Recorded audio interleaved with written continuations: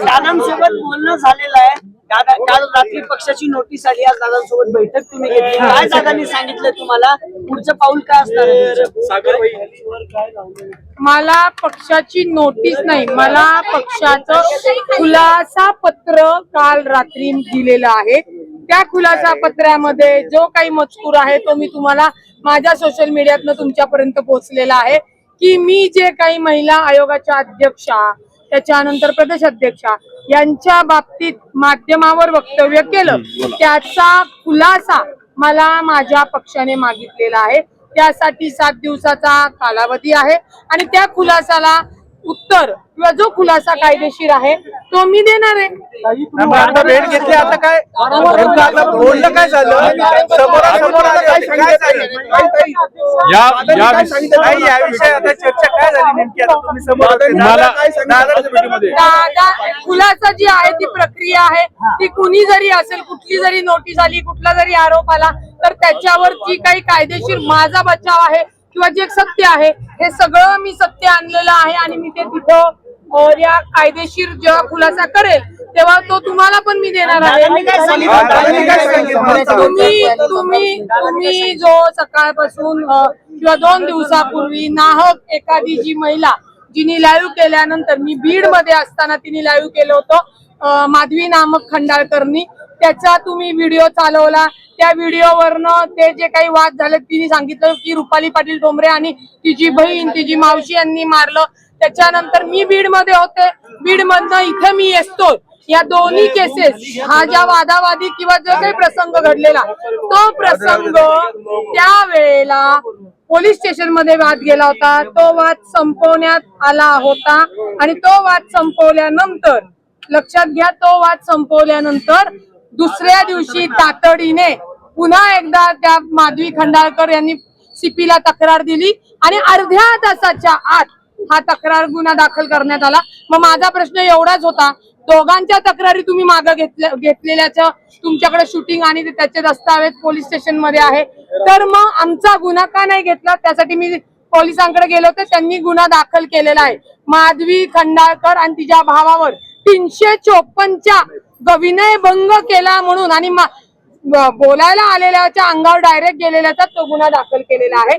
आता माधवी खंडाळकर राज्याचे उपमुख्यमंत्री यांना भेटायला आल्या, साहजिकच आहे. माननीय अजितदादा महाराष्ट्राचे राष्ट्रीय अध्यक्ष, महाराष्ट्राचे नेते राष्ट्रीय अध्यक्ष आहेत, त्यांना कुठलंही सर्वसाधारण व्यक्ती भेटायला येऊ शकतात, त्यानुसार त्या तिथे आल्या होत्या.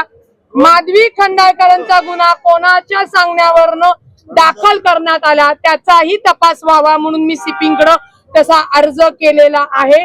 आणि हे कुणी प्लॅन केलं, कारण का माधवी खंडाळकर नामक महिलेशी माझा 6 ते 7 वर्ष लहानपणी मैत्रीण होती. लहानपणी ती गल्लीत राहायचो म्हणून 6 वर्ष संबंध नसताना अचानक ती डॉक्टर संपदाचं जेव्हा आपल्या राज्याच्या महिला आयोग अध्यक्ष जेव्हा चारित्र्य हनन करतात आणि त्याच्यावरनं मीडियावर झोट उठल्यानंतर मी सांगते की बाबा पक्षाचं आणि आयोगाचं कामकाज वेगळं, त्याच्याशी पक्ष सहमत नाही. त्याच 28 नोव्हेंबरला ती पोस्ट माधवी खंडाळकर करते. ती पोस्टही मी तुम्हाला दाखवू शकते. आणि ती पोस्ट केल्यानंतर ती पोस्ट तिने डिलीट केली.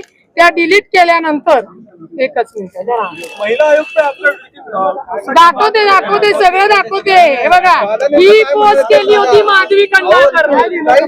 त्या माधवी खंडाळकरनी लिहिलेली आहे, त्या माधवी खंडाळकरनी लिहिलेला आहे की रुपाली पाटीलला तुम्ही पद का दिलं, तुम्ही पक्षात का घेतलं, तुम्ही का अडवलं. या सगळ्या गोष्टी झाल्यानंतर याची ही पोस्ट तिने डिलीट केल्यानंतर याच्या आधी सुद्धा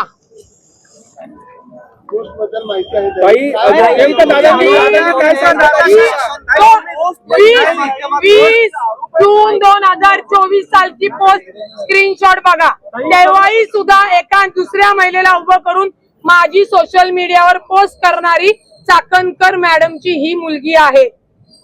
हा 20 जून 2024 मंगळवार. त्यांचं नाव काय?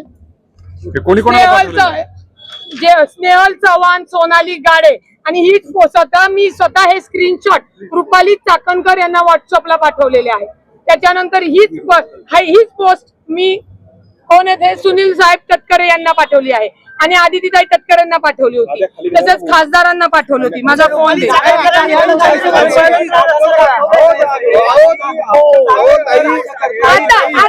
आता तुमच्या सगळ्या प्रश्नांची उत्तरं मी खरंच देणार आहे, हातात राहू द्या.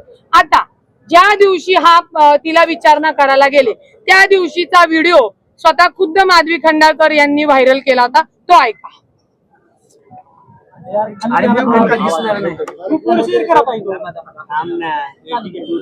एकच मिनिट, ब्लूटूथ बंद कर तुमचं. ब्लूटूथ वर कुणाचा फोन आहे? नाही तुम्ही आत्ताच घ्या, ऐकून घ्या आत्ताच जी.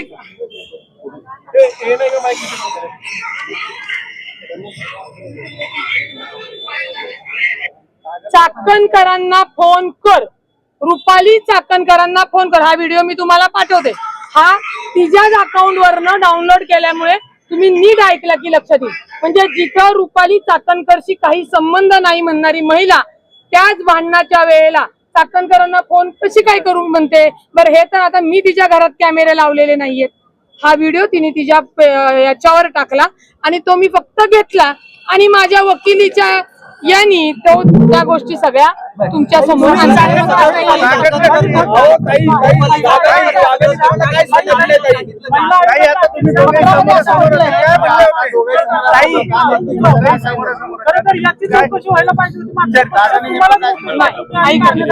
अजिबात नाही. जी काय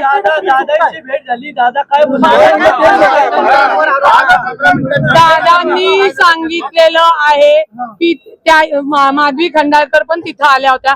आता त्यांना कुणी पाठवलं नाही. आता त्या फोनवर बोलत असताना पण कुणाशी बोलत होता तोही सीडीआर काढायला मी लावलेला आहे. असो, दोन्ही हे जे काही वाद आहेत हे वाद आता एकमेकांच्या विरोधात तक्रार राखून पोलीस स्टेशन मध्ये आहे. पोलीस त्याच्यात तपास करतील आणि पालकमंत्री म्हणून दादांनी सांगितलेलं आहे की याचा पूर्ण जो काही रिपोर्ट अहवाल आहे त्याच्यात कोण चुकलेला आहे, रुपाली पाटील डोंबरे चुकली आहे का अजून खंडाळकर चुकलेले आहेत का, याला खंडाळकरांना चालवणारे चाकणकर चुकलेले आहेत, त्याचा अहवाल पोलीस तिथे दादांसमोर देण्यात आलेली आहे. पण नोटीसमध्ये असं म्हटलंय की रुपाली चाकणकर या राज्य महिला आयोगाच्या अध्यक्ष आणि पक्षाचे अध्यक्ष आहेत, त्यांच्याबद्दल विधान करणं म्हणजे पक्ष शिस्तीचा भंग आहे. तुम्हाला असं वाटतं का की रुपाली चाकणकरांवरती बोलल्यामुळे जे तुम्हाला नोटीस आलेली आहे त्याच्यामध्ये स्पष्टपणे म्हटलं की त्या तुमच्या पक्षाचे अध्यक्ष आहेत, त्यांच्यावरती बोललात म्हणून तुमच्यावरती पक्ष शिस्तीची कारवाई का करण्यात येईल? एक लक्षात घ्या, राज्य महिला आयोग हे संविधानिक पद आहे, ते पक्षाचा विभाग नाही. त्याच्यामुळे राज्य महिला आयोगावर जे काही मी बोललेली आहे ते पक्षाला कायदेशीर लागू होत नाही. त्यामुळे ठीक आहे ना, त्यांनी मला जो काही खुलासा मागितलाय कसं वाटेल मी खुलासा करणार आहे. अजिंक्य दादा, चाकणकरांबद्दल तुम्ही काय तक्रार दिली दादांकडे? चाकणकरांबद्दल तक्रार काय दिली दादांकडे तुम्ही? मी सांगितलेलं आहे की ज्या पद्धतीने जे राज्य महिला आयोग महिलांची सुरक्षता, सक्षमता आणि त्यांना मनोबल वाढवण्याचं काम करण्याचं सोडून महिलांबद्दलच सोशल पोस्ट तयार करणे, त्यांना कुठल्या तरी प्रकरणात अडकवणे आणि महिलांचं छळ आणि शोषण करत आहे. आणि आपल्या माहितीसाठी सांगते, जी काही माझी पोस्ट माधवीनी केली होती त्याचाही मी पोलिसांना तक्रार दिलेली आहे, URL दिलेली आहे आणि मला क्रिमिनल धमकी, मला इंटेन्शनली माझा इन्सल्ट करणे आणि माझी बदनामी करणे या अंतर्गत गुन्हा दाखल करायला सांगितलेला आहे. तुम्हाला नोटीस देण्यात आलेली आहे. संजय कोटके हे पक्षाचे सरचिटणीस आहेत. मी त्याच्यामध्ये खुलासा देणार हे दादाने सांगितलेले.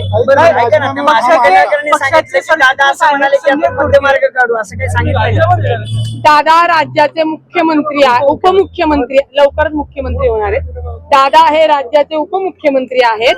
दादांनी सांगितलं की लहानपणापासूनच्या तुम्ही मैत्रिणी आहेत. एकतर दादा शॉक झाले आणि हा विषय तुम्ही मुख्यमंत्र्यांसमोर मांडताय, आता मी राज्याचा उपमुख्यमंत्र्यांसमोर मांडताय. मी राज्याचा म्हणजे पुणे शहराचा पालकमंत्री म्हणून याच्यामध्ये ज्यांची चूक आहे तो पोलीस तपासातनं अहवाल मागून घेणार आणि ज्यांची चूक आहे त्यांच्यावर पोलीस कारवाई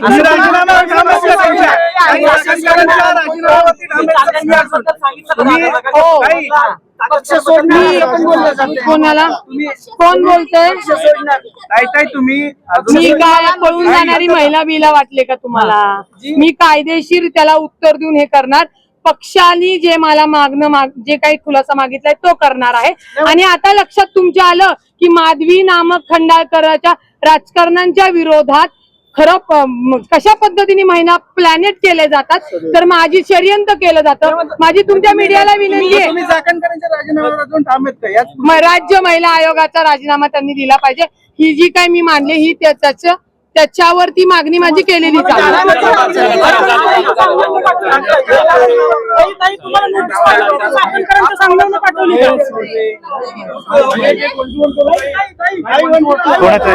महाराष्ट्र टुडे न्यूजला लाईक करा, सबस्क्राईब करा आणि शेअर करा. आणि हो, आपली प्रतिक्रिया कमेंट करून आम्हाला नक्की कळवा. धन्यवाद.